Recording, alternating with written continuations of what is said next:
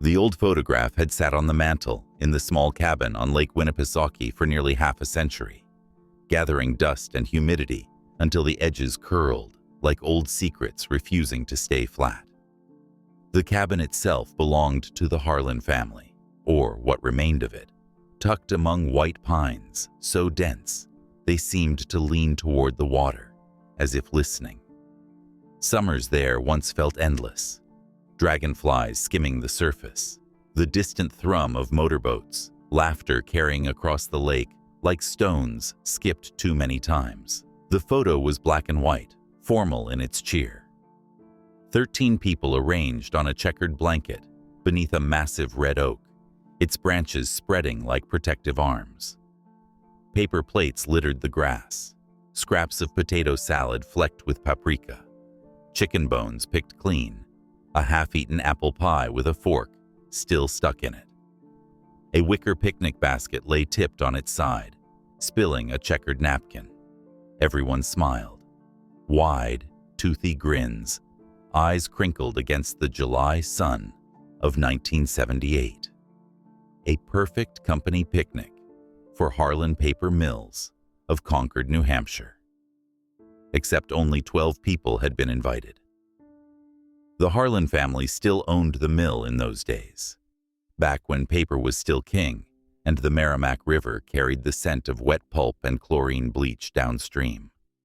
Every July, old Mr. Harlan, Elias Harlan III, hosted the event exclusively for his 12 key employees, the office staff and the foreman who kept the machines roaring.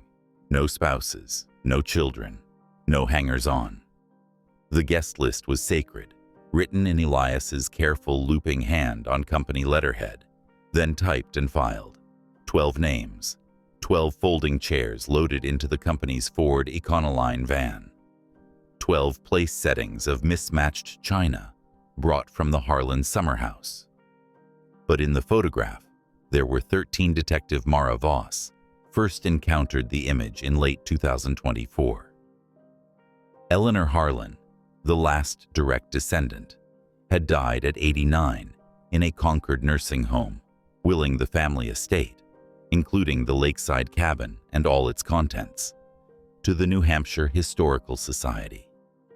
Mara, 34, recently transferred from the State Police Major Crimes Unit to a quieter archival liaison role after a bad shooting in Manchester, left her with a limp and too many nightmares, drew the short straw for cataloging items of potential historical interest. She found the shoebox in a back bedroom closet, labeled in faded marker, Picnic 78. Inside, along with a few yellowed napkins and a single paper cup, lay the photograph. Mara counted the faces once, then again. 13. She laid the photo on the scarred oak dining table and opened the accompanying ledger, a thin leather-bound volume of Harlan Company records. The 1978 guest list was there, page 47. 12 names in neat blue ink, each ticked off with a check mark after attendance. She matched every face in the photo to a name. All 12 accounted for. The 13th man stood at the far right, slightly apart, hands in the pockets of his slacks. He wore the same short-sleeved button-down the others did, pale seersucker, company pin on the collar. But his posture was wrong, too still, too deliberate. His smile was fixed, lips curved but eyes shadowed behind dark sunglasses. No one in the group leaned toward him. No one looked at him. Mara photographed the image and the ledger page, sealed the originals in acid-free sleeves, and began making calls. Only 4 of the 12 were still alive in 2024. Tom Whitaker, 78, lived in an assisted living facility outside Manchester. His room smelled of antiseptic and instant coffee. He sat in a recliner, oxygen tubing looped over his ears, and stared at the enlarged scan Mara held on her tablet. "That's impossible," he rasped after a full minute. "We were 12. I drove the damn van. I counted heads twice before we even left the mill parking lot. 12. He pointed to himself, third from left, holding a can of Schlitz, belly already starting to strain the buttons. Then he traced the line slowly, naming each person under his breath, like a roll call he'd never forgotten. When his finger reached the stranger, it hovered, trembling. "I don't know that guy," he said. "Never seen him before in my life. And believe me, detective, after 40 years I'd remember a face like that." Mara asked if he recalled anyone extra that day. Tom shook his head. "We joked about the 13th chair, sure. Greg said something stupid. If we had a 13th, he'd be the Grim Reaper himself." Everyone laughed. Bad luck, 13 at a table, you know? But no one showed up. No one. Next was Linda Carver, 75, in a tidy condo overlooking Lake Winnipesaukee, near Laconia. She invited Mara in for coffee, set out store-bought cookies, then froze when the photo appeared on the tablet. "Oh," she said, a nervous laugh bubbling up. "That's just... someone must have photobombed. Or a hiker wandered by. People did that back then. Saw a group, wanted in on the fun." Her fingers twisted the handle of her mug. Mara asked why no one had mentioned an extra guest in the company newsletter blurb. A fine afternoon was had by all 12 attendees. Good food, good company, good weather. No postscript, no footnote. Linda's eyes darted to the window. "We didn't talk about it afterward. Not really. It was uncomfortable. He just appeared, sat down, ate, left. We figured he was harmless, a drifter or something. But you never reported him? Why would we? He didn't cause trouble." She paused. "Not then." Greg Mills, no relation to the company, was the third survivor, 76, retired in a small ranch house in Hooksett. He answered Mara's call, but refused to meet. "Don't dig this up," he said, voice cracking like dry paper. "Please, we all swore we'd never talk about it. Not to wives, not to kids, not to priests. Let it stay buried." Mara pressed, gently at first, then firmer. He hung up. The fourth was Ruth Delaney, 82, in a Concord nursing home room, papered with family photos and framed needlepoint. Unlike the others, she didn't flinch when Mara placed the photograph on her lap tray. "I knew you'd come eventually," Ruth said. Her hands, spotted and veined, trembled as she touched the glass over the stranger's face. He wasn't invited, but he was there. She told the story in a slow, deliberate cadence, as though she had rehearsed it for decades. The picnic began ordinarily enough. They arrived at noon, the van kicking up dust on the cabin's gravel drive. Elias Harlan wasn't there. He never attended. He just provided the space and the food. The group unpacked, deviled eggs, coleslaw, cold beer in a metal cooler, transistor radio playing soft rock. Small talk about production quotas, the new pulp digester that kept jamming. Who was up for a promotion? Around 2 o'clock, someone, Sarah Klein, the secretary, suggested a group photo. They found an old tripod in the van, set the timer on the Kodak Instamatic, arranged themselves on the blanket. 12 people, shoulder to shoulder. That's when he appeared. He stepped from the tree line, as though he'd been standing there all along, waiting for the exact moment. Tall, late 30s, dark hair combed straight back, clean-shaven. Short-sleeved shirt identical to theirs, company pin glinting, hands in pockets.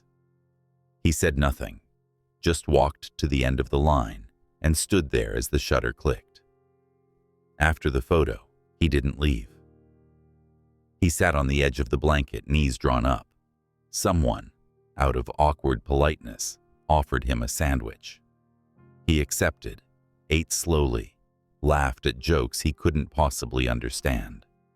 When asked his name, He said only, "Call me Frank." No surname, no explanation of how he'd gotten there, no car visible, no boat on the shore.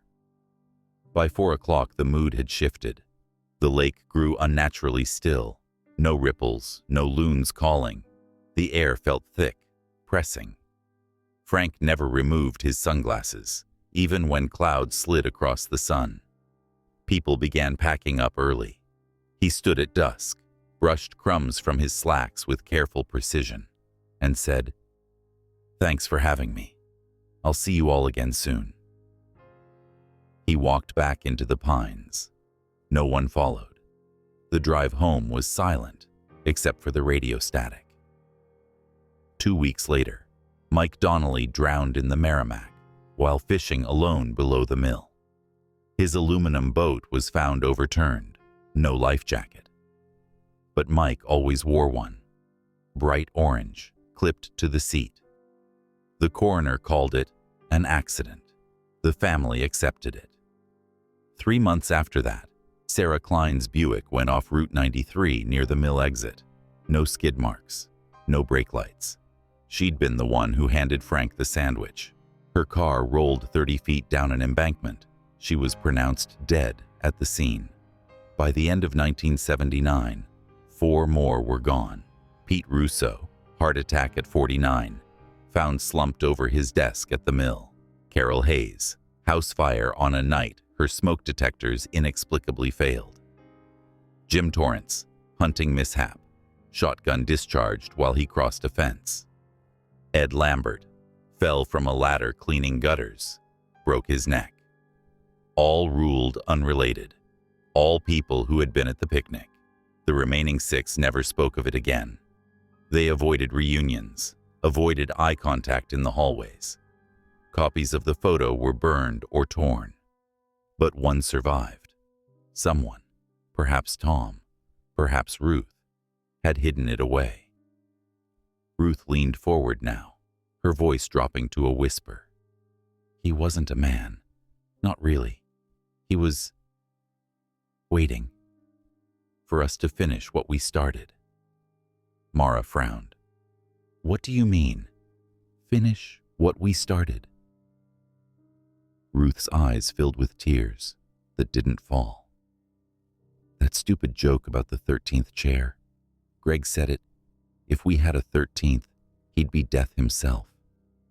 We laughed hard. And then he walked out of the trees, like we'd summoned him, like we'd opened a door with words. Mara felt the room's temperature drop. She looked at the photo again. Frank's smile no longer looked cheerful. It looked patient.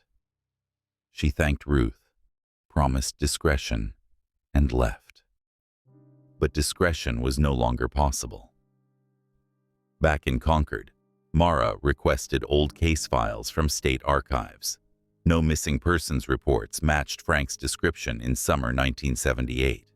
No John Does fitting his age and build turned up in New Hampshire or Vermont that year. She cross-checked the deaths. All closed. No suspicion of foul play beyond routine questions. She scanned the photograph at the highest resolution the Society's equipment allowed. On her office monitor, she zoomed on Frank's face. In the shadow beneath the sunglasses, something glinted. Not the expected reflection of sky or lake, but something internal. She grew larger. Inch by inch, pixel by pixel. His eyes weren't catching light. They were mirroring the group. All 12 of them, tiny, upside down, faces twisted in mute howls, mouths stretched in dread that still belonged to 1978. Mara recoiled. The tablet tumbled, the screen fractured into a web of cracks, yet the picture stayed razor sharp. That night, she dreamed of the picnic. She was sitting on the checkered blanket, grinning at the lens. 13 people now. She counted herself in, 4th from the left, in a sundress she had never worn. At the far end stood Frank, hands buried in his pockets, sunglasses showing nothing. He raised the lenses. His eyes were hers, brown, gold-flecked, wide with sudden knowing. She jolted awake, drenched, lungs burning. The bedside lamp refused to light. She groped for her phone's flashlight. The old photograph from the cabin mantel now lay on her nightstand.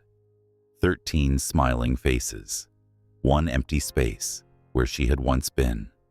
The next morning, an unmarked envelope appeared in the Historical Society's after-hours Dropbox. One black and white print in a splintered frame. 13 people at a picnic. 12 had been invited. The 13th chair was no longer vacant. Mara Voss never came back to the office. Her desk stayed untouched for a week before they boxed everything. The shattered tablet turned up in her apartment's trash. Screen still frozen on those magnified eyes. The original negative was never found. And on still July afternoons, when the pines bend low over Lake Winnipesaukee and the water turns to glass, some people claim they glimpse an extra figure lingering at the edge of ancient company photographs, hands in pockets, smiling quietly, waiting for the punchline to land.